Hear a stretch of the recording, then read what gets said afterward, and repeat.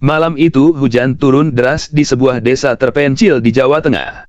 Desa itu bernama Sumberjati, tempat yang konon katanya menyimpan kisah kelam sejak zaman penjajahan. Jalan menuju desa berliku dan gelap, hanya diterangi oleh lampu sorot dari mobil van putih bertuliskan, tim katanya hantu penelusuran paranormal Indonesia. Di dalamnya, 5 orang bersiap dengan peralatan lengkap, kamera inframerah, perekam suara, EMF detektor, drone, dan sesajen kecil yang dibawa atas saran juru kunci setempat. Raka, sang pemimpin tim, adalah mantan jurnalis investigasi yang beralih profesi menjadi pemburu kisah mistis setelah meliput kasus rumah berhantu di Cirebon 5 tahun lalu. Di sebelahnya duduk Dina, teknisi alat dan editor video, yang dikenal berani tetapi mudah panik jika mendengar suara anak kecil menangis. Gilang, ahli spiritual dan mediator, duduk diam di kursi belakang sambil menggenggam tasbih, wajahnya tenang, tapi matanya selalu waspada. Sementara Tommy dan Nanda bertugas sebagai dokumentator lapangan, mengatur pencahayaan dan merekam setiap kejadian. Menurut cerita warga, bangunan tua yang hendak mereka selidiki dulu adalah pabrik gula kolonial yang terbakar pada tahun 1930-an. Banyak pekerja tewas terperangkap di dalamnya. Sejak itu, orang-orang sering mendengar suara mesin tua menyala di tengah malam, padahal bangunan itu sudah lama ditinggalkan. Bahkan, warga yang nekat mendekat mengaku melihat bayangan manusia tanpa kepala berjalan di antara reruntuhan. Ketika mobil berhenti di depan pabrik, udara terasa berat. Jam menunjukkan pukul 23.45. Raka memberi isyarat, semua alat diaktifkan. Kamera inframerah menyorot pintu gerbang berkarat, sementara suara jangkrik tiba-tiba lenyap seolah alam ikut menahan napas. Mereka memasuki area pabrik. Langkah kaki berderit di atas lantai yang lapuk. Dina membuka peta lokasi yang diperoleh dari arsip kolonial. Di sini ada ruang pendingin tempat tebu disimpan. Korban terbanyak ditemukan di area itu, katanya pelan. Gilang mengangguk. Energinya kuat di sana, ucapnya sambil memejamkan mata. Ia mulai membaca doa pelindung, sementara kamera merekam dari berbagai sudut. Tiba-tiba alat EMF Tommy berbunyi keras. Ada pergerakan energi di depan, serunya. Raka segera mengarahkan kamera ke arah pintu besar yang setengah terbuka. Dari baliknya terdengar suara langkah kaki berat, lalu suara besi tergesek. Dina menelan ludah. Itu bukan suara tikus, kan? Tanpa menjawab, Raka melangkah maju. Kamera bergetar karena tangannya gemetar. Ketika pintu didorong, udara dingin menerpa wajah mereka. Dari balik ruangan yang gelap terlihat bayangan samar berwujud seperti manusia tinggi mengenakan topi lebar khas mandor Belanda. Wajahnya kabur, tetapi sorot matanya terasa menusuk. Gilang mendekat dan mulai berbicara dengan nada halus, "Kami tidak bermaksud mengganggu. Kami hanya ingin tahu kisahmu." Namun sosok itu tidak menjawab. Sebaliknya, lampu kamera mendadak padam satu persatu, hingga ruangan menjadi hitam pekat. Dina menjerit kecil ketika sesuatu melintas di belakangnya, tangan dingin seperti asap menyentuh bahunya. Mereka berlari keluar ruangan, menyalakan senter darurat. Nafas mereka tersengal. Nanda memeriksa rekaman. Aneh, sebagian besar video rusak, tapi di salah satu frame terlihat jelas wajah seorang pria tua dengan mata kosong menatap langsung ke kamera. Ini bukan refleksi, gumamnya gemetar. Gilang meminta waktu sebentar untuk melakukan mediasi spiritual. Ia duduk bersila di tanah, menyalakan dupa, lalu berbicara dengan bahasa yang tidak dimengerti tim lain. Suaranya berubah lebih berat. Beberapa detik kemudian, ia membuka mata dan berkata lirih, "Dia mandor pabrik itu. Namanya Van Houter. Dia meninggal terbakar bersama para pekerjanya karena dikurung oleh penjaga lokal yang memberontak. Sekarang ia terjebak, mengulang malam kematiannya berkali-kali." Raka terdiam. Ia tahu cerita ini akan jadi konten luar biasa, tapi ada perasaan bersalah di dadanya. "Kita bisa bantu dia pergi?" tanyanya. Gilang mengangguk. Mereka membacakan doa bersama, sementara suara seperti mesin tua menggema pelan dari arah gedung. Angin bertiup lebih kencang, lalu hening. Beberapa menit berlalu tanpa gangguan. Gilang menatap ke arah pabrik dan tersenyum tipis. Sudah selesai. Dia sudah tenang. Ketika mereka beranjak pergi, kamera terakhir merekam satu hal yang tak disadari siapapun, bayangan samar seorang pria berdiri di atap pabrik, mengangkat topi dan menatap mobil van mereka yang menjauh ke jalan gelap. Keesokan harinya, Raka mengunggah video penelusuran itu di kanal YouTube mereka, katanya hantu. Dalam 24 jam, video itu viral. Ribuan komentar berdatangan, sebagian percaya, sebagian meragukan. Namun satu komentar paling membuat bulu kuduk berdiri.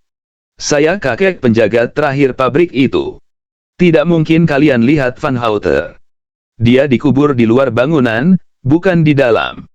Mereka saling pandang, wajah pucat, lalu menatap layar monitor yang tiba-tiba berkedip, memperlihatkan sekilas bayangan topi lebar di belakang mereka. Raka menatap layar laptop yang masih bergetar, padahal kabel listrik belum tersambung. Dina spontan menutupnya dengan cepat, wajahnya pucat pasi. Raka, itu barusan bukan efek editing, kan? Suaranya lirih, nyaris tak terdengar. Gilang menatap sekeliling ruangan apartemen mereka di Jakarta, lalu menarik napas panjang. Energinya ikut pulang, katanya datar. Tommy menatap Gilang dengan kening berkerut. Maksudnya ikut pulang. Lo bercanda, kan? Tidak. Jawab Gilang perlahan, kadang roh yang belum tenang mengikuti orang yang pernah mengusiknya. Mereka menempel pada energi atau benda yang terhubung dengan tempat asalnya. Semua serempak memandang kamera yang masih tergeletak di meja. Malam itu, mereka sepakat untuk menyimpan semua peralatan di studio utama dan tidak menyentuhnya hingga esok hari. Tapi sekitar pukul 02.17, alarm keamanan studio berbunyi. Rekaman CCTV menunjukkan pintu ruangan terbuka sendiri, meski tak ada siapapun di dalam. Dari kamera pengintai, terlihat tripod bergerak pelan, lalu berhenti menghadap ke dinding tempat mereka biasa menggantung foto tim. Foto itu bergoyang lalu jatuh. Keesokan paginya, Raka datang lebih awal. Saat membuka pintu, aroma asap kayu terbakar menyambutnya. Ia menelusuri jejak bau itu ke ruang editing, dan di sana monitor menampilkan potongan video baru yang tidak pernah mereka rekam. Dalam video itu terlihat sosok bayangan tinggi dengan topi lebar berjalan di antara meja kerja mereka, menatap langsung ke kamera, lalu menghilang. Raka segera memanggil tim. Mereka berkumpul sambil menatap layar dengan wajah tegang. Ini nggak mungkin. Semua alat kita mati waktu malam itu, kata Dina. Berarti dia yang menghidupkan, sahut Gilang. Ngapain dia rekam kita? Tanya Nanda. Karena kita yang menggantikan pekerjanya. Kita masuk wilayahnya, ganggu rutinitas yang dia ulangi selama puluhan tahun, jawab Gilang pelan. Tommy mencoba menenangkan suasana. Oke, kalau memang begitu, kita balik aja ke sumber jati. Kita kembalikan energi atau apalah itu. Biar selesai. Raka setuju. Mereka menyiapkan perjalanan ke desa itu lagi, kali ini tanpa publikasi, tak ada konten, tak ada kamera aktif. Perjalanan memakan waktu 12 jam. Saat tiba di Sumberjati, suasana desa terasa lebih muram dari sebelumnya. Warga menatap mereka dengan waspada. Seorang lelaki tua mendekat dan memperkenalkan diri sebagai Pak Rono, penjaga makam lama di belakang pabrik. Ketika mendengar tujuan mereka, wajahnya berubah tegang. Kalau mau menenangkan arwah Van Houten, bukan di pabrik tempatnya, tapi di rumah tua di tepi kali. Dulu dia tinggal di sana, dan dari situlah semua kebencian bermula. Mereka mengikuti Pak Rono ke rumah itu, bangunan besar bergaya kolonial yang separuh ambruk. Di dinding masih tergantung potret keluarga Belanda yang warnanya sudah memudar. Di bawah foto, ada meja tua dengan jam antik berhenti di angka 11.47, waktu yang sama dengan saat kebakaran pabrik dimulai. Ketika mereka menyalakan lilin dan membaca doa, suara pintu berderit terdengar dari ruang atas. Tommy menyorotkan senter ke tangga, dan di sana terlihat sepatu kulit tua berdiri sendiri di anak tangga paling atas. Jangan naik, bisik Gilang, tapi Raka sudah melangkah lebih dulu. Di lantai 2, Mereka menemukan kamar tidur dengan ranjang besi berkarat. Di atasnya tergelar buku catatan lusuh berbahasa Belanda. Dina yang sedikit paham bahasa itu membaca pelan. Mereka membenciku. Aku hanya menjalankan perintah. Tapi malam ini mereka akan membakar semuanya dan aku tidak akan pergi sendirian. Lampu senter tiba-tiba berkedip. Udara menjadi berat. Dari cermin tua di sudut ruangan, muncul kabut putih yang perlahan membentuk wajah Van Houten. Namun kali ini, ekspresinya bukan marah, melainkan sedih. Gilang menatapnya dalam-dalam. "Kau ingin diingat atau ingin dibebaskan?" tanyanya. Suara berat menjawab dari balik kabut, "Aku ingin diingat, bukan disalahkan." Raka menunduk, lalu membuka kamera yang ia sembunyikan di ransel. "Kami akan ceritakan yang sebenarnya," katanya mantap. "Tentangmu, tentang para pekerja, tentang kebenaran yang hilang." Kabut perlahan memudar. Lilin padam sendiri, meninggalkan keheningan panjang. Ketika mereka keluar dari rumah itu, jam antik di meja bawah berdetak kembali. Waktu menunjukkan 11.47, tapi kali ini jarumnya terus bergerak, menandakan sesuatu telah berubah.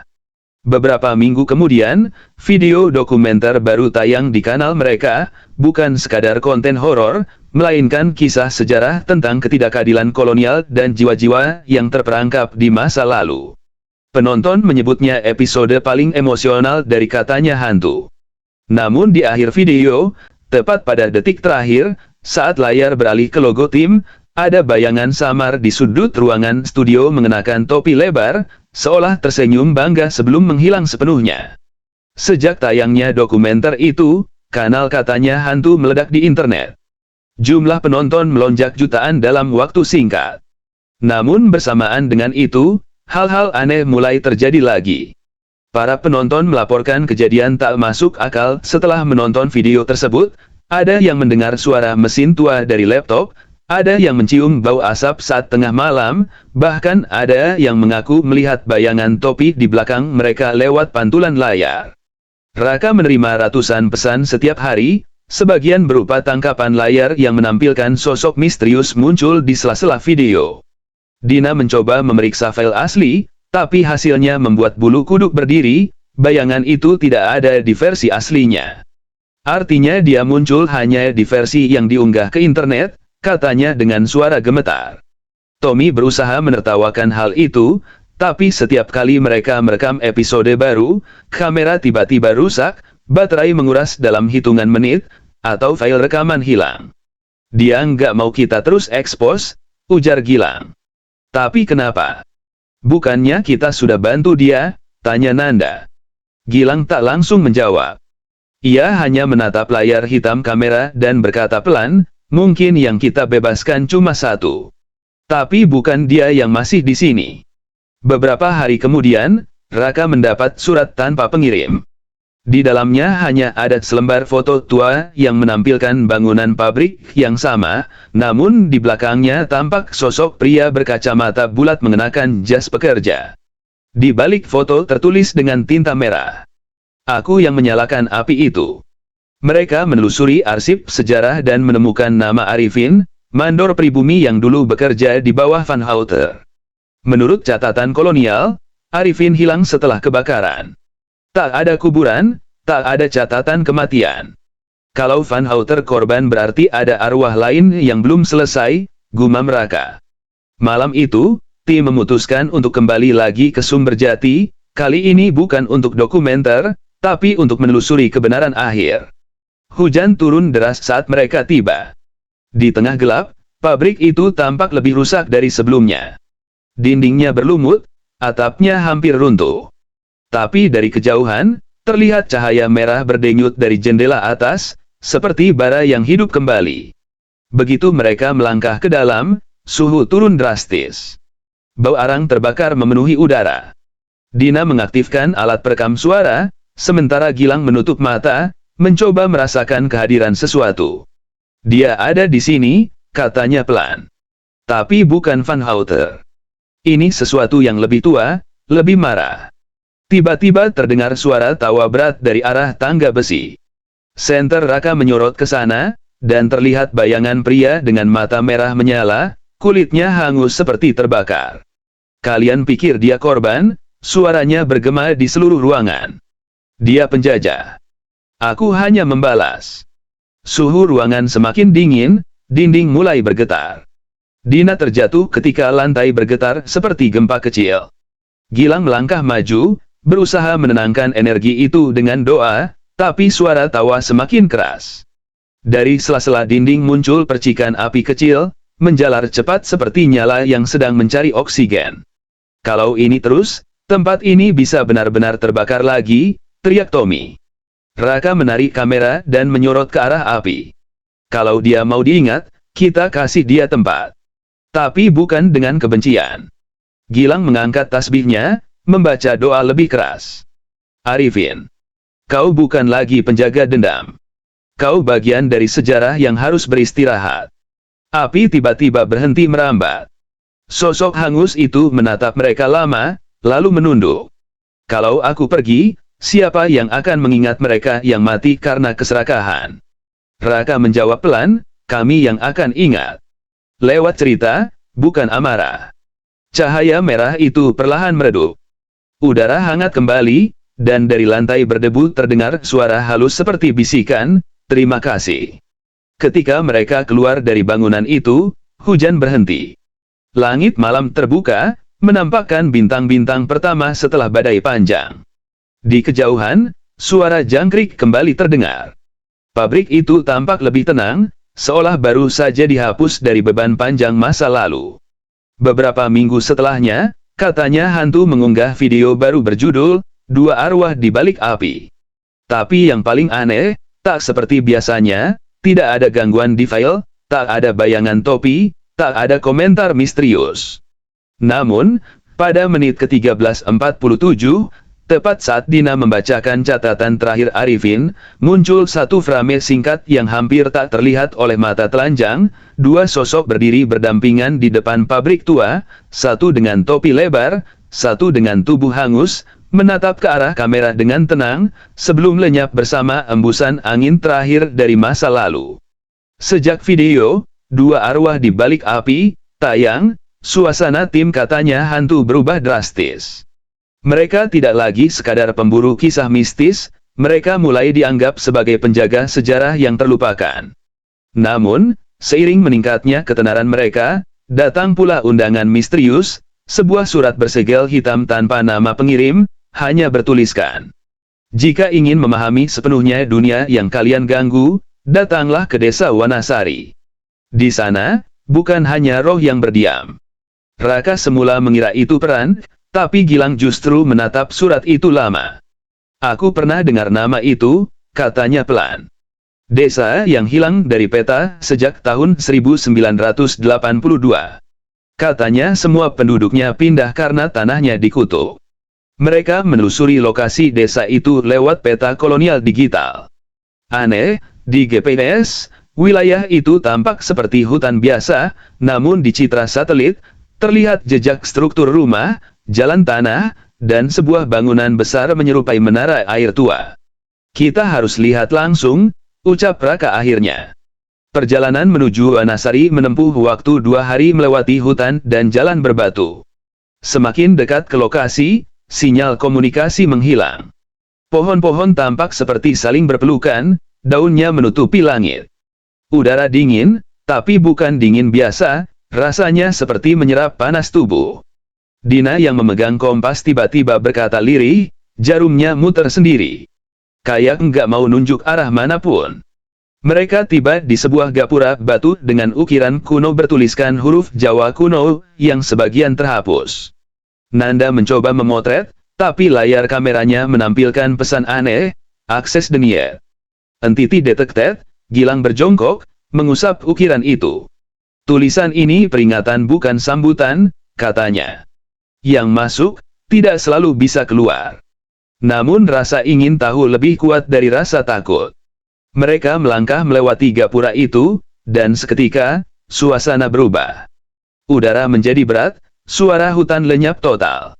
Di kejauhan, mereka melihat deretan rumah bambu kosong, tapi anehnya, lampu minyak menyala di beberapa jendela, bergoyang seperti ada penghuni di dalam. Mereka memutuskan bermalam di balai desa yang masih utuh. Tommy menyiapkan alat perekam suara, sementara Dina mengatur kamera malam. Tepat pukul 23.00, perekam EMF bergetar hebat. Ada sesuatu di luar, ujar Raka. Saat ia membuka pintu, terlihat bayangan anak kecil berdiri di tengah jalan tanah, menatap mereka tanpa ekspresi. Tubuhnya kotor, matanya kosong. Anak itu masih hidup? Tanya Dina. Tapi sebelum siapapun menjawab, anak itu menghilang begitu saja, meninggalkan jejak lumpur kecil yang perlahan mengering sendiri. Malam itu tak satu pun bisa tidur. Dari kejauhan terdengar suara gamelan pelan, bukan dari speaker, tapi dari arah hutan. Gilang menatap keluar jendela, matanya menajam. Mereka menari, katanya. Bukan untuk hiburan, tapi untuk menjaga gerbang. Menjelang subuh, mereka mengikuti suara itu ke tengah hutan. Di sana, mereka menemukan lingkaran batu tua yang di tengahnya berdiri pohon besar dengan akar menjalar seperti tangan. Di sekitar lingkaran, tampak bayangan puluhan sosok berpakaian adat Jawa menari tanpa suara. Tubuh mereka tembus cahaya, wajahnya tak jelas, tapi gerakannya serempak, halus, dan penuh ritme. Tiba-tiba salah satu sosok berhenti dan menatap mereka. Dari bawah wajah samar itu terdengar bisikan, kalian bukan penjaga. Pergilah sebelum fajar. Gilang melangkah maju. Kami hanya ingin tahu apa yang kalian jaga. Suara itu menjawab, gerbang antara dunia. Dulu terbuka karena darah dan amarah. Kini mulai retak lagi. Langit timur mulai berubah warna, tapi udara justru semakin dingin. Tanah bergetar, akar pohon bergeser, membuka celah gelap di tanah seperti pintu yang hidup. Dari dalamnya keluar embusan angin panas bercampur aroma belerang. Dina mundur beberapa langkah. Ini bukan cuma arwah, ini sesuatu yang lain. Gilang menutup celah itu dengan membaca doa yang sama seperti yang ia gunakan di pabrik sumber jati, namun kali ini suara lain menimpali dari balik lubang, menirukan bacaannya dengan nada mengejek. Tanah mulai retak lebih lebar, memperlihatkan bayangan besar berwujud kepala tanpa badan, mata menyala merah seperti bara. Raka berteriak memanggil semua untuk mundur. Tapi saat mereka berlari, tanah di bawah Dina runtuh. Ia sempat berpegangan pada akar pohon, namun sesuatu dari dalam celah itu menarik pergelangan tangannya. Gilang meloncat dan menariknya keras-keras, membaca doa dengan suara serak. Cahaya putih meledak sesaat, dan sosok itu mundur ke kegelapan. Celah tertutup tiba-tiba, menyisakan bau logam dan debu hitam di udara. Dina tergeletak lemah, tangan kanannya penuh bekas seperti luka bakar berbentuk simbol aneh, spiral dengan titik di tengah. Dia ninggalin tanda, kata Gilang. Tanda kalau kita udah ganggu batas. Mereka keluar dari Wanasari menjelang pagi, tapi begitu sampai di jalan raya, GPS menunjukkan hal yang mustahil, mereka tidak pernah bergerak dari koordinat awal. Seolah desa itu tidak pernah ada. Beberapa hari kemudian, Raka menyalakan laptopnya untuk memeriksa hasil rekaman. Semua file video gelap total, kecuali satu, rekaman dari kamera yang dibawa Dina. Di menit terakhir, terlihat bayangan pohon besar dan suara gamelan samar. Lalu muncul tulisan merah di tengah layar, seperti dibakar dari dalam. Gerbang belum tertutup sepenuhnya. Kalian akan tahu saat malam bulan purnama. Dan di latar belakang, di antara suara gamelan yang memudar, terdengar tawa yang mereka semua kenal, suara Van Houter, menyatu dengan desis api, seolah dua dunia akhirnya saling memanggil kembali. Bulan purnama berikutnya datang lebih cepat dari yang mereka perkirakan. Malam itu, studio katanya hantu terasa sunyi. Semua alat dimatikan, jendela ditutup rapat, tapi suasana justru semakin menyesakkan. Dina duduk di pojok, menatap tangan kanannya yang kini selalu terasa panas setiap malam. Pola spiral itu masih ada, dan setiap kali bulan naik, kulitnya bergetar halus, seolah hidup. Raka berjalan mondar-mandir sambil menatap jam. Kalau pesan itu benar, Malam ini sesuatu akan terjadi. Gilang duduk bersila di lantai, membaca doa pelindung. Gerbang antara dunia tidak sepenuhnya tertutup waktu itu. Tapi mungkin bukan kita yang harus menutupnya. Mungkin desa itu memang dijaga untuk alasan yang lebih besar. Angin berhembus dari arah jendela meski tertutup rapat. Semua lilin yang mereka nyalakan berkedip bersamaan. Di layar monitor yang mati tiba-tiba muncul gambar, bukan pantulan mereka, tapi video langsung dari hutan Wanasari. Gamelan terdengar lagi, pelan tapi jelas. Pohon besar itu tampak berdenyut, seperti jantung yang hidup. Dina berdiri, tubuhnya gemetar.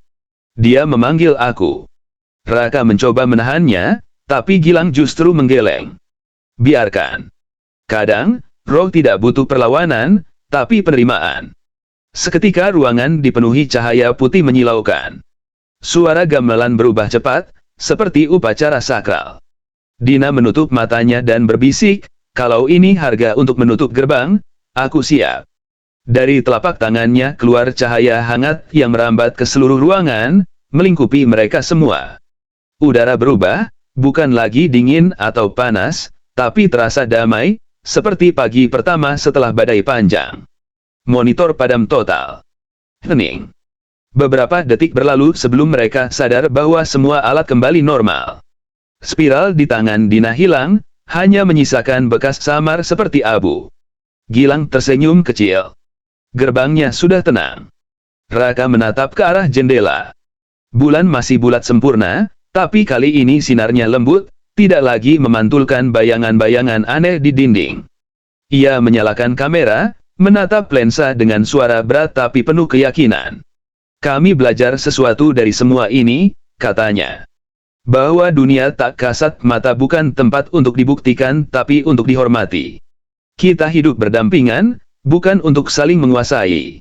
Kadang, kebenaran tidak harus direkam, cukup diingat dan dijaga. Beberapa minggu kemudian,